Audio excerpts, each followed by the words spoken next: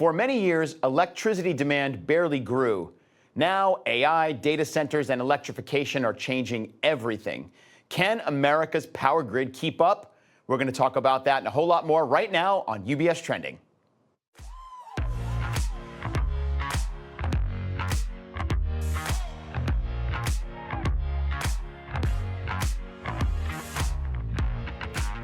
Hi, everybody, and welcome to UBS Trending. I'm Anthony Pastore. Thanks so much for joining us. Join me in welcoming back to the studio Paul Baiocchi from SS&C Alps. Paul, good to see you. Good to have you back. Always good to be here, man. Same. You know, this conversation about electricity demand, AI, and data centers is one of the most common conversations that we're having. I'm sure it's what you're having because there are so many, first of all, questions, second of all, concerns, third of all, data sets that need to be communicated and maybe some misconceptions, I don't know what the word you want to say is, just kind of like taking some of the misconceptions out of what this all means. But I really want to start with you because we know that AI has been putting a lot of demand on the grid and electricity demand continues to increase. And some of the expectations are that we're going to see a massive increase between now and 2030 in demand. Talk about what you are talking about with that story and even some of the investability opportunities that are out there for people who are saying, look, I've got to get on the train here. Yeah, it's important to level set because if you go back over the course of the past 30 or so years, even further than that, electricity demand growth in the United States was pretty stagnant. We grew at about 0.5% or 0.4% annually over that period of time. And now the expectations are that toward the end of the decade, we're going to be growing by, say, 4% compounded annual growth rate, 7% compounded annual growth rate. In fact, we talk about this theme a lot, and a lot of times we'll put a slide deck together, and then the data becomes outdated by the time we present it because it's being updated in real time, the new CapEx figures, the new commitments. And so in many ways, at a high level, it's about this idea that we're coming off a period of stagnation on a grid that was built 100 years ago and isn't designed necessarily to accommodate the technologies that we're implementing or in many ways the type of load growth that we're expecting. And so it's become a hot button issue, not just from a market perspective, but also politically because people are seeing their individual electricity bills go up. They see these headlines around these massive AI data center projects. Famously, we've seen that big project that's been transposed on the island of Manhattan. And people are wondering, who do I blame? And in most cases, they want to blame Meta or Alphabet or any of the companies who are building these data center projects. And the reality is a little more complicated than that. Well, is that, this conversation about, if you put a data center in my backyard, my electric bill is going to go up exponentially. And I think that a lot of folks don't truly, me included, I've had to really do some research on why that's the case. And it's because the demand that's required is not going to be satisfied by the infrastructure that's already in place. Is that one of the main reasons why those costs are going to get passed down to the average consumer like you and I if we have our homes, in the same neighborhood as a data center? What else do you see that's causing that to happen? Yeah, so kind of like one of those boomer movies, it's complicated. And I think in many ways, it's attributing the wrong thing to the problem. And in many ways, what caused a lot of the rising electricity bills that we're seeing now wasn't the advent of AI data centers and the coming wave of AI data center construction and their insatiable demand for electricity. It was, in fact, when Trump was elected the first time, he removed us from the Paris Accords, which meant that we decommitted from getting to net zero by 2050. The response at the state level was to adopt your own renewable portfolio standards. So 32 states plus the District of Columbia have created their own renewable portfolio standards, which vary, and in some cases like Michigan are very aggressive. But the high level is that's forced spending by utilities. You got to decommission things like coal or quote unquote dirtier sources of electricity, and you got to replace it with wind and solar. And that forced spending is being borne by the consumer. What we're seeing from a lot of these data center projects is actually they're either committing to pay for their own generation and in excess of what they need. So they're actually supplying additional generation capacity to the constituents of that state. They're generating additional tax revenue in some of these locations. But the other choice some of these projects are making is just not deal with the grid at all. They're going what they're calling behind the meter. So they're striking a deal with a natural gas provider, a natural gas infrastructure company, so a pipeline company, and then they're buying their own natural gas generators. So they're basically building their own substation on the facility, and they're not dealing with the commission, they're not dealing with the local utility, and that helps circumvent this, but it's a very complex issue. And what we're seeing is that through not just the evolution of AI and AI data centers and the increasing electricity demand forecasts that we're hearing and reading about and CIO views here are talking about, what we're also seeing is that the conflict in Iran is putting focus on maybe some of the segments of energy that most people aren't focused on. 42% of our generation for electricity in this country comes from natural gas. Think about the energy infrastructure in this country, the pipelines that connect natural gas production to consumption. That has been a massive blessing because even though crude oil prices spiked early in the Iran war and have gone up and down, what we're seeing is that natural gas prices didn't budge. And the reason they didn't budge is because we weren't reliant on Qatari natural gas. We weren't reliant on Middle Eastern natural gas coming through the Strait of Hormuz.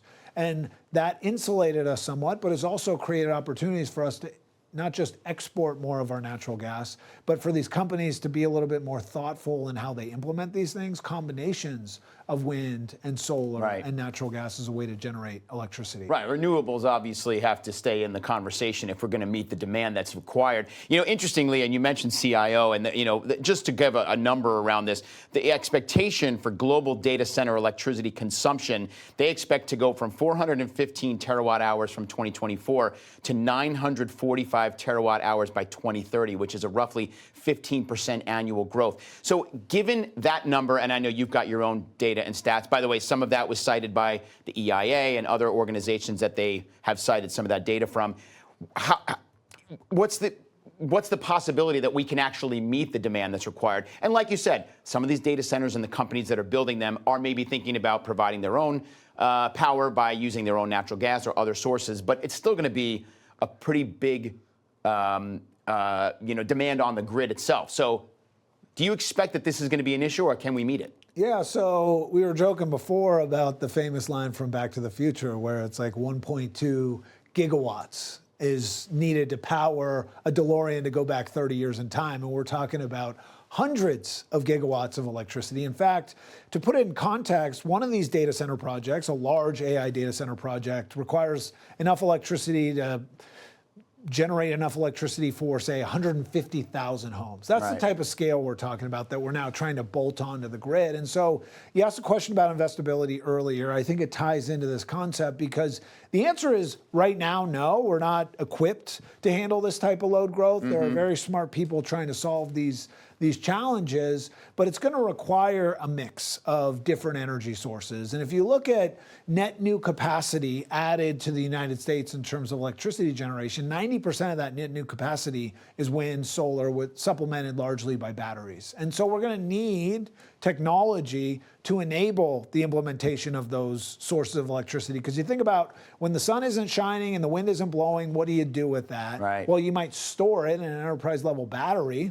But that doesn't necessarily work with the framework of the existing grid, because the grid, which is 100 years old, was designed for energy to be, or electricity to be generated here, and then to be pushed out here to a house or to houses, to an enterprise. And what we're trying to do is have electricity come here, go there, maybe park here for a little while, and then go there, and then come back here and come back here. And that's very complex. And so there's a software layer to this where companies are designing software that optimizes residential rooftop solar, on-house storage, so batteries, as well as inclusive of things like wind and solar at enterprise level. So those virtual power plant setups, as they're called, are one solution, augmented in many cases by things like natural gas, which is low latency and highly reliable and abundant and fairly cheap.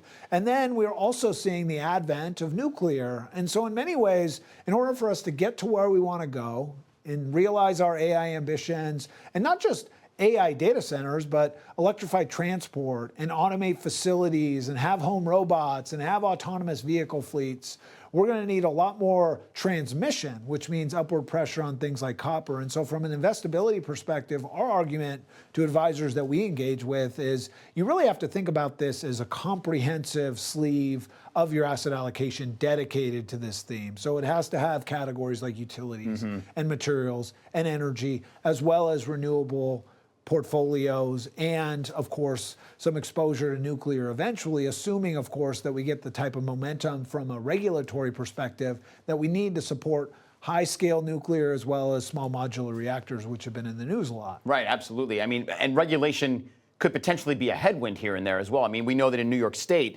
they put a moratorium of 1 year on any new data center build-outs, and that might be something that we might see pop up more and more as we go through this process of trying to add more data centers to supply the AI and technology that's needed to run all of this. By the way, the AI is needed to figure out how to use less electricity. So that's sort of like, it's like the cat eating its own tail, you know? No doubt, and it's going to be a bumpy road. I think as we try and improve the grid and we invest all of this money in modernizing the grid and we try and overlay all of these emerging technologies on the grid, there's going to be a winding road to where we want to go. And I live in Colorado.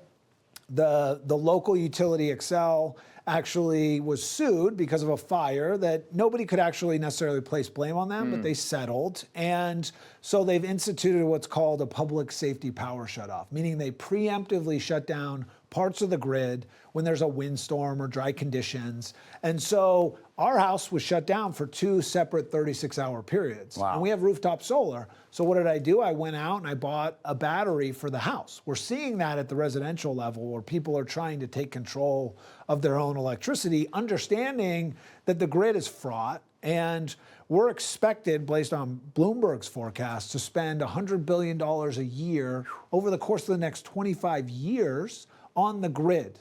Not on data centers, not on necessarily generation, just on the grid. And we spent $115 billion in 2025. So we're almost ahead of schedule. The utilities in the United States, regulated and independent power producers, are going to spend upwards of 1.4 trillion in CapEx over the next 5 years. Gosh. So you just think about all of the investment that's going into the category. And from a portfolio construction perspective, what we tell people is you own so much of the companies driving rising electricity demand. Talk about these massive CapEx budgets coming from the hyperscalers and the Mag 7, the NVIDIAs of the world. Well, the companies that stand to benefit from rising electricity demand are typically underrepresented in an asset allocation framework. Utilities, materials, energy, and specifically energy infrastructure, those 3 sectors add up to less than 10% of the S&P 500 by weight. The sectors where the Mag 7 live represent more than 50% of the S&P 500 by weight. Commodities, which stand to benefit from this upward pressure on things like copper, the key components of grid infrastructure, they're not typically well represented in an asset allocation framework. And so from an investability perspective, they should be. It's really about the benefits of diversification from some of these categories, but also how it insulates to some degree client portfolios from some of these long-term challenges. And importantly, it ties into what investors are actually experiencing, because their utility bill might be going up. They might see headlines about AI data centers. They might live in New York and see there's a moratorium on AI data centers, and they say, well, that's clearly the bad guy. But in some cases, it's about the complexity of the challenge and understanding how that might benefit you as an investor. Yeah.